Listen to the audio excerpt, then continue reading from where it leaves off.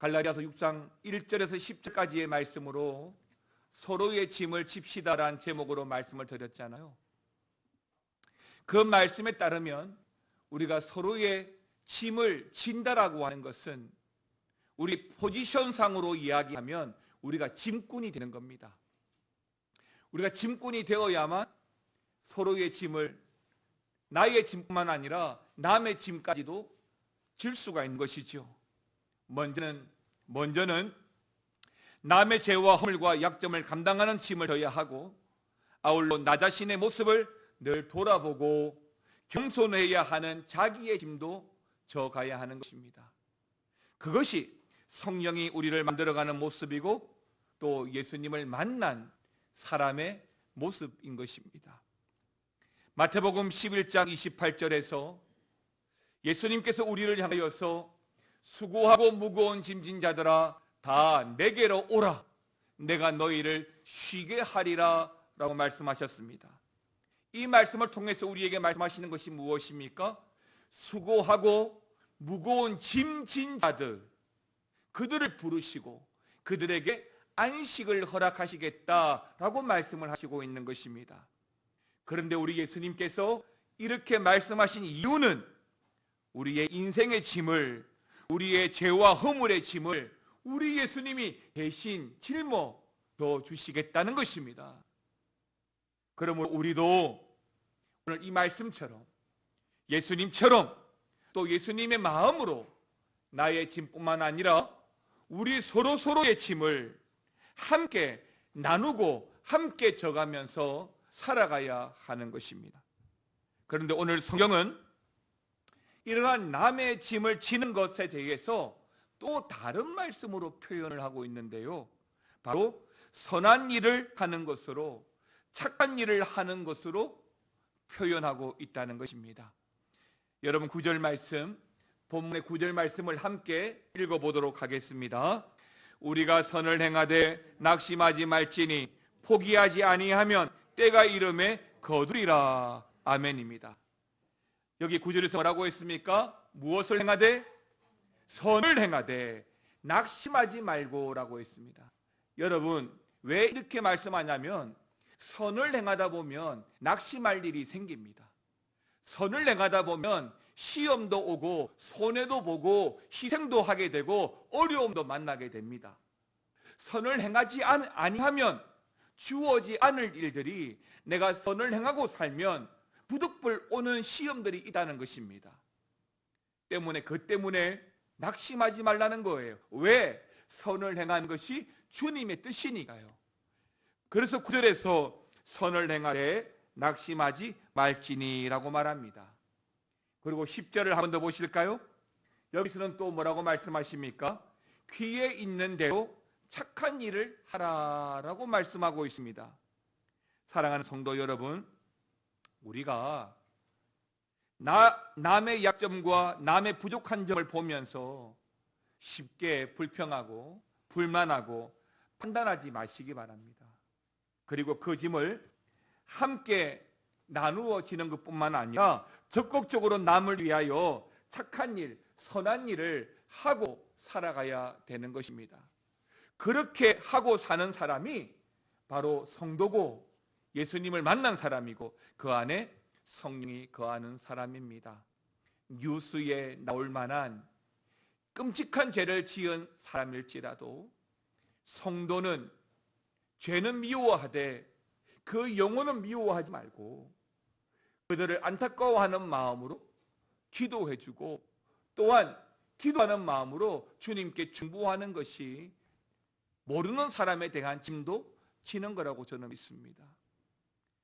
때문에 그렇게 서로의 짐을 져가는 것이 바로 예수 만난 사람이고 성령이 내주하는 사람인 것입니다. 이제 이러한 서론의 말씀과 더불어서 오늘 본문에서는 선한 일에 힘쓰라고 하시는데, 본문에서 선한 일에 힘쓰기 위해서 말하는 것은 세 가지가 있습니다. 그 중에 오늘은 두 가지만 말씀드릴 건데요, 그 첫 번째가 뭐냐면 가르치는 자와 좋은 것을 함께 하라는 것입니다. 가르치는 자와 좋은 것을 함께 하라. 그런데 우리가 그렇게 좋은 일, 선한 일을 해줘야 하는 대상이 있다고 오늘 성경은 말씀하고 있는데요. 그 대상이 누구를 말하고 있냐면 바로 가르치는 자라고 하는 것입니다. 여러분 본문의 6절 말씀 같이 한번 읽어볼까요? 6절 말씀을 같이 읽겠습니다. 가르침을 받는 자는 말씀을 가르치는 자와 모든 좋은 것을 함께 하라. 아멘입니다. 교회 안에서 말씀을 가르치는 자에게 그렇게 하라라고 당부하고 있는 것입니다. 교회에서 말씀을 가르치는 자는 당연히 목회자이겠지요. 물론 넓게는 우리 목장의 순장님들도 마찬가지고 또 주일학교의 교사들도 가르치는 자입니다. 그러나 1차적으로 오늘 본문에서 말하고 있는 가르치는 자는 바로 목회자를 말하고 있습니다. 우리 교회에서는 저를 비롯해서 두 분의 전도사님이 목회자들이겠지요. 그러니까 목회자들에게 잘해주라는 것입니다. 저는 압니다. 우리 교회 성도들이 저를 비롯해서 우리 교회 교육자들을 정말 잘 섬겨주고 또 좋아해주고 기도해주고 있다는 것을 잘 압니다. 그러니까 여러분의 기도 중에, 여러분의 일상의 기도의 제목 중에, 그 기도 중에 목회자를 위한 기도는 놓치지 말고 하셔야 된다는 것이고, 또 여러분 교회 로드나무 홀에서 커피를 한 잔 드실 때에도 우리 전도사님들이 지나가면 외면하지 마시고 한 잔씩 대접해 드리라는 이야기입니다. 이렇게 좋은 것을 함께 하라고 하는 것인데요, 갈라디아 교회는 복음의 말씀을 전하고 가르치는 자들이 따로 있었습니다.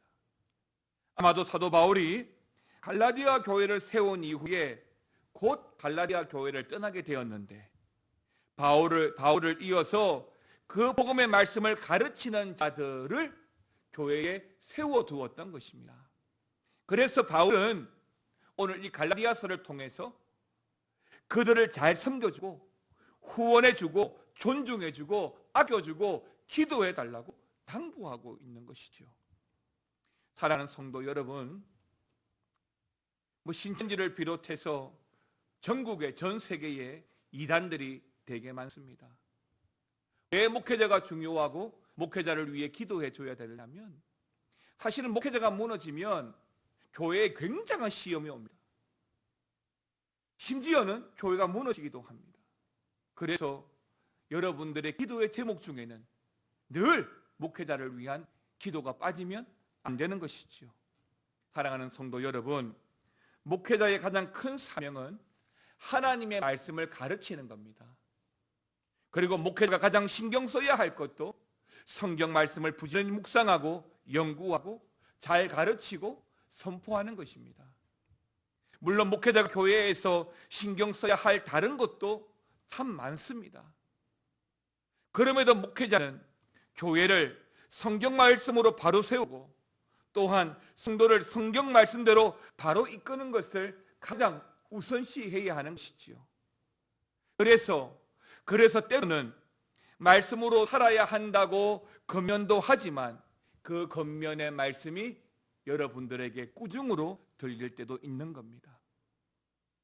그럼에도 불구하고 목회자는 항상 말씀으로 우선해야 하는 것이죠.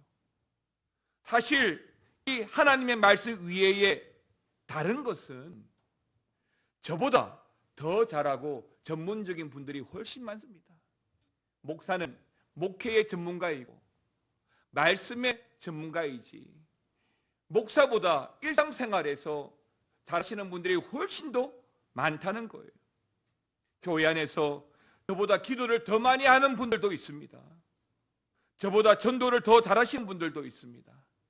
봉사를 잘하거나 관계를 잘하거나 헌신을 잘하거나 성품이 더 좋으신 분들도 있습니다.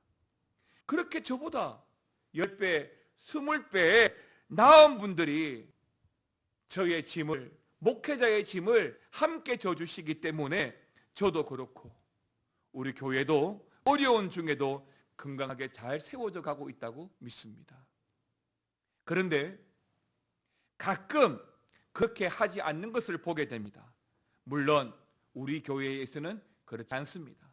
다만 저에게 들려지는 몇몇 교회의 사정을 들어보면 목회자가 부족하고 어리고 약한 점이 보인다고 해서 무시하고 업신여기며 함부로 대하는 것을 보고 들을 때가 있습니다.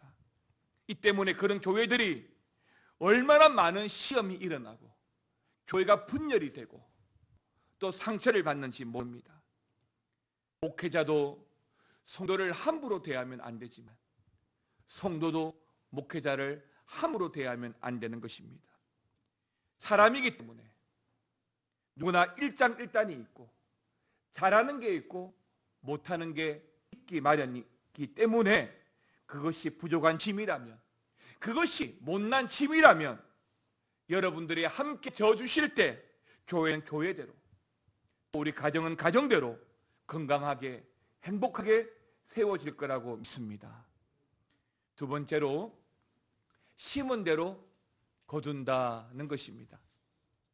그런데 안타깝게도 사람들은 계속해서 배우고 가르침을 받는 일에 열심히 하려 하지 않습니다. 나는 안 배워도 된다. 나는 다 안다. 예전에 다 해본 것이다. 라고 말합니다. 제가 아는 부산의 모 목사님도 다 아신다는 겁니다. 세미나에 안 가도 특별히 훈련을 안 받아도 다 그게 그거라고 말씀을 하시더라고요. 하지만 목사도 훈련을 받아야 합니다. 평생 교육이라고 하잖아요. 목사도 공부를 해야 됩니다. 그래야 영적으로 또한 지식적으로 안 떨어집니다. 목사의 손에 성경이 떨어지지 말아야 되고 또 그렇게 공부하고 기도하면서 교회를 위해서 성도를 또한 잘 섬겨갈 수 있는 것입니다. 여러분 3절 말씀 한번 보시겠습니까? 본문의 3절 말씀을 같이 한번 보시겠습니다. 읽겠습니다. 만일 누가 아무것도 되지 못하고 된 줄로 생각하면 스스로 속임이라. 자기가 뭔가 된 줄로 여기면 스스로 뭐 하는 거라고 했습니까? 속이는 거다라고 했습니다. 어제 배웠어도 오늘 다르고 오늘 배웠어도 내일 다른 겁니다. 때문에 내가 뭔가 된 줄로 여기면 그게 뭐라고요? 속이는 것이고 속는 거야 되는 거예요. 여러분 7절을 다시 한번 보십시오. 스스로 속이지 말라는 말이 또 나옵니다. 스스로 속이지 말라. 하나님은 업신여김을 받지 아니하시나니 사람이 무엇으로 심든지 그대로 거두리라. 아멘입니다. 여기 스스로 속인다라고 하는 말이 나오잖아요. 이 말이 뭐냐면 그래 내가 가만히 있어도 그냥 되겠지. 내가 아무것도 안 해도 그냥 돌아가겠지라고 여기는 것을 말합니다. 7절 끝에 또 보십시오. 사람이 무엇을 심든지 그대로 거둔다라고 했습니다. 이것이 이치입니다. 내가 심는 대로 거두는 겁니다.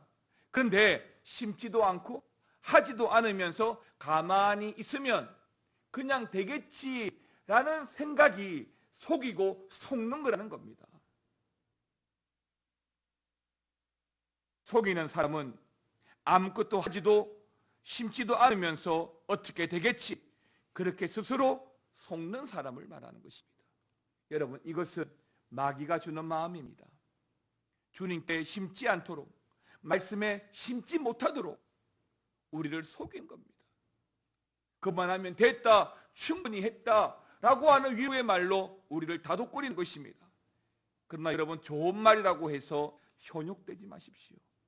사기꾼이 우리를 사기칠 때, 마귀가 우리를 시험할 때 악한 말로 나쁜 말로 시험하고 사기치지 않습니다. 뿌리고 심어야 합니다. 배우고 가르침을 잘 받아야 합니다. 여러분 우리 교회가 교육관 건축을 완공하고 또 교회가 잘 꾸며지고 하나님께서 참 많은 양들을 보내주셨는데 우리가 가르침을 받는 일에 훈련하는 일에 익숙해하지 않고 절교하지 않는다면 더 이상 성장하지 못하는 거예요. 아이가 태어났습니다. 100일짜리가 해야 될 일이 있고, 돌박이 아이가 해야 될 일이 있고, 4세 5세 아이가 해야 될 일이 있습니다. 7세가 되고 8세가 되면 학교를 가고 스스로 해야 될 일들이 있습니다. 그게 성장하는 거예요. 죄송합니다. 그렇게 성장하지 못하면 우리가 뭐라고 말합니까? 장애라고 말하는 거예요. 뿌리고 심어야 합니다. 배우고 가르침을 잘 받아야 합니다. 그리고 또 어떤 분들은 이렇게 말합니다. 자신은 늘 기도하면서 성령께서 직접적으로 깨닫게 해주시기 때문에 굳이 누구의 지도를 받을 필요가 없다라고 말씀하시는 분들도 있습니다. 여러분, 이런 분들이 쉽게 2단이 되고 3단이 되는 겁니다.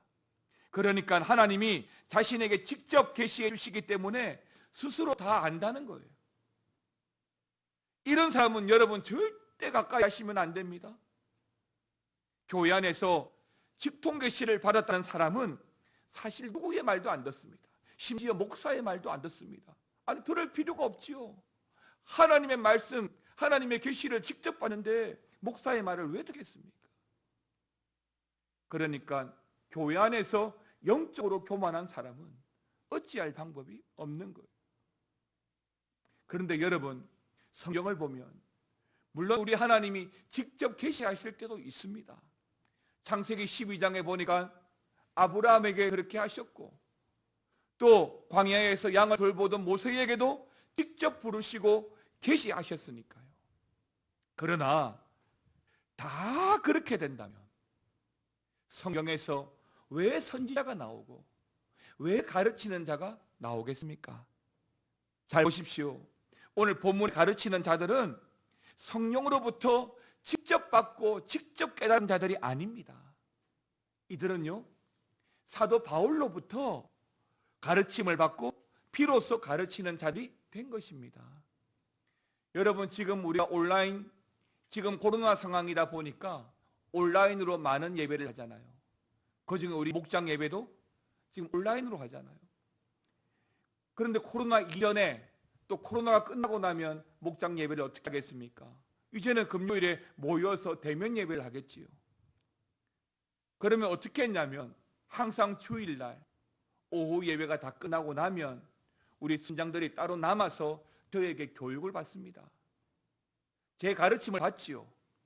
그러고 나면 돌아가서 그 목장 예배에 그 순장의 리더가 되어서 목장 예배를 인도하는 것입니다.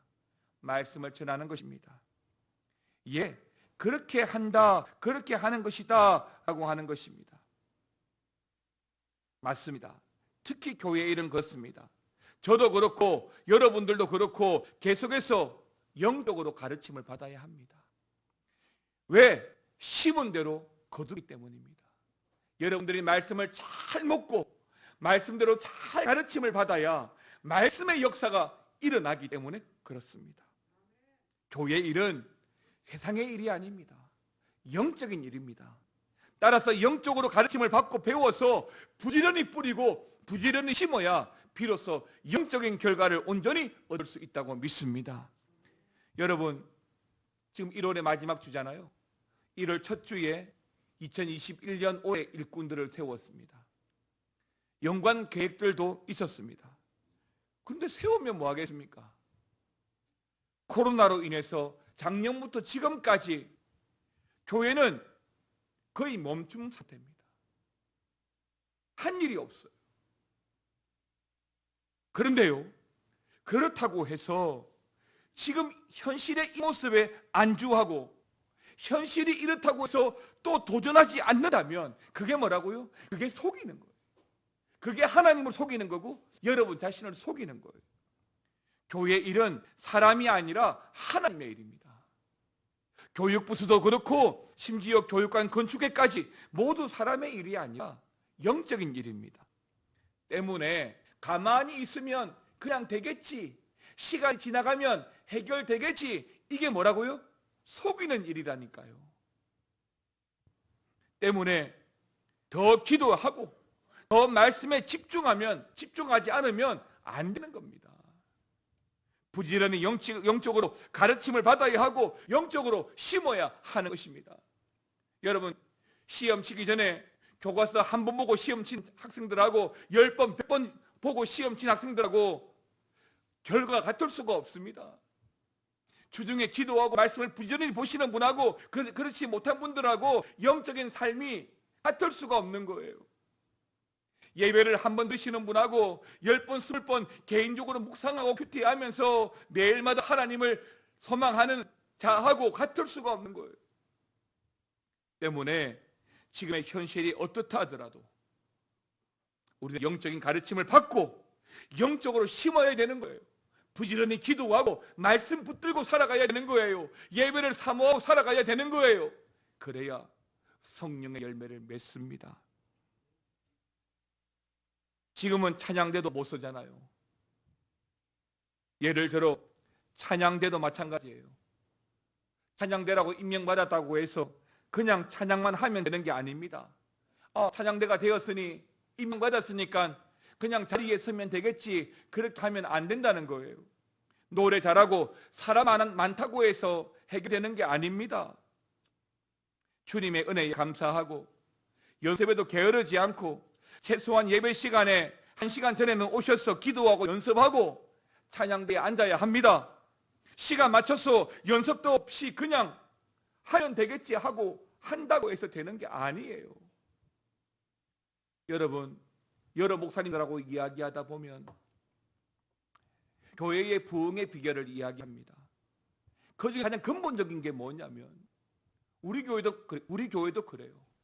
교육관을 건축하고 이제 하나님께서 앞뒤로 새롭게 많은 세대가 들어올 때에 분명히 우리 교회에 많은 새가족들이 올 겁니다. 그런데 그분들이 우리 교회에 정착하게 되는 주 요인이 뭘까요? 이 교회는 새롭게 건축하고 이쁘네, 이것 때문에 정착할까요? 아닙니다. 그것 때문에 한번 교회에 들어올 수 있을지언정 그것이 우리 교회에 정착하게 하는 이유가 아닙니다. 가장 큰 이유가 뭘까요? 예배입니다. 예배가 풍성해야 돼요. 예배가 잘 갖춰져 있어야 돼요.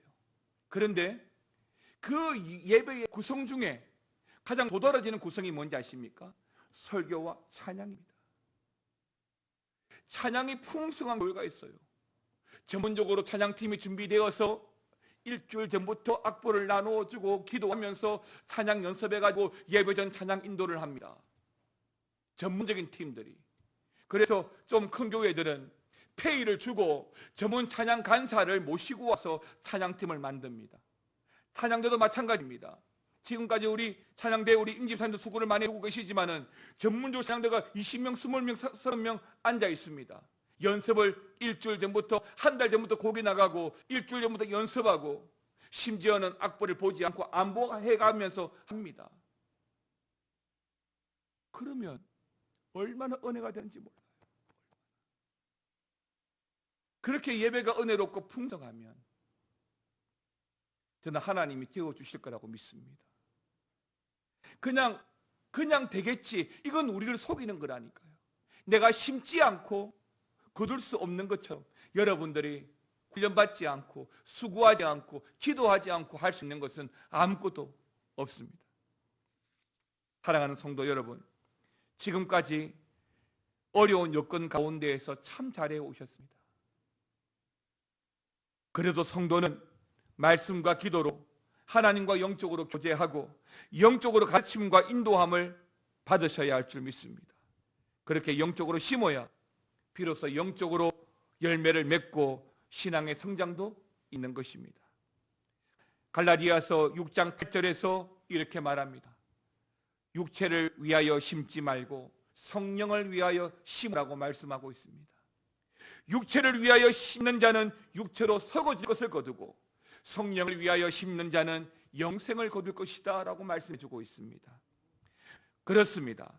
우리는 천국에서 영생을 소망합니다. 하지만 영생은 천국에서 주어지는 것이 맞습니다. 택함받고 구원받은 자들이 하나님의 나라에서 누리는 그 삶이 영생입니다. 그러나 이 땅에서의 영생이 무엇인지 아십니까? 천국에 가서 영원히 잘 살면 되지, 그게 아니에요. 이 땅에서의 영생은 주님으로 말미암아 성경 말씀으로 말미암아 참 복되고 아름다운 인생을 사는 겁니다.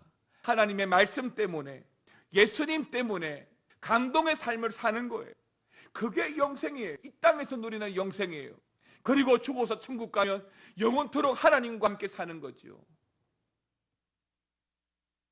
그런 게 없이 어떻게 인간적으로만 샤바샤바 한다고 해서 성령의 열매를 맺는 게 아니라 썩어서 냄새만 난다는 거예요.